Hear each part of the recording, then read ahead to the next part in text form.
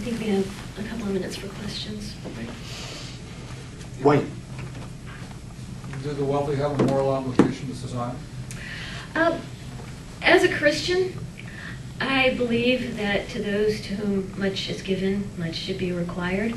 And I think that personally there is an obligation to help the less fortunate. I don't believe that the federal government is the correct enforcer of that obligation. Let me ask a question. We were talking amongst ourselves before this started, and there's something going on right now I don't understand, or maybe I do and I just don't want to acknowledge it. You look at what's going on in the news. You look at the tea parties. You look at the town hall meetings. You look at the tea parties that is planned for this Saturday. You would think there would be politicians out there who would be looking at this and saying, we haven't had an opportunity like this in decades. And yet, I don't see who the Republican is at the national level that is stepping forward to try to take advantage of this. What is the problem? Well, I guess the quick answer is I wish I knew.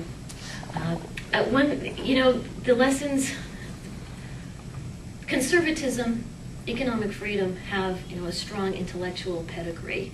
I mean, the intellectual foundations have been laid. We all know that low taxes foster prosperity and high taxes crush prosperity. But those lessons need to be relearned every generation, like all lessons.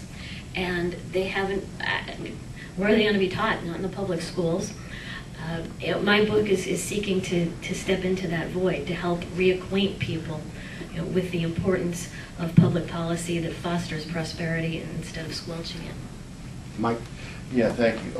In response to your question, I think the word has gotten out to a lot of Republicans who attempted to get close to that Tea Party movement, that the realization that many of these people are just as angry, if not angrier, at the Republicans than they are at the Democrats.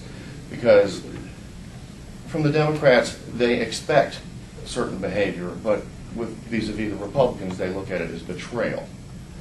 And that could have a lot to do with some of it. But even if they're not going to be part of the movement, they could at least be taking advantage of the movement, or trying to take advantage. Likewise, some of them are thinking that, well, I don't want to look like I'm going out there and trying to exploit and jump out in front of their parade. They better. And I think with response to his question, I think as far as the wealthy, I think in its purest philosophical context, I think the best way to serve the country is the pursuit of your own interests and what you want to do and being the best you can be, and not service to the government. The government's supposed to be working for us. We're not supposed to be working for it.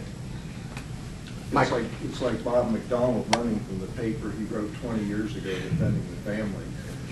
It reminds me of when I was quite young and not making a lot of money. We lived in a roach-infested apartment. If you got up in the middle of the night to get a glass of water, you flip on the light in the kitchen. Roaches just headed for cover. Sadly, those roaches vote.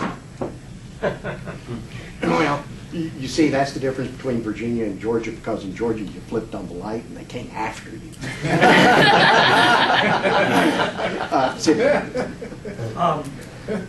How do you reconcile the dichotomy between, as you were saying, the Christian ethics, when you're making a moral case to defend capitalism, yet Christian ethics, many Republicans who subscribe to the notion we are our brother's keeper. And so when an Eric Cantor passes a law of prescription Medicare, he actually feels that we have a moral duty. And so his ethics are altruistic while he has a utilitarian advocacy in defense of capitalism. How do you reconcile that in your book?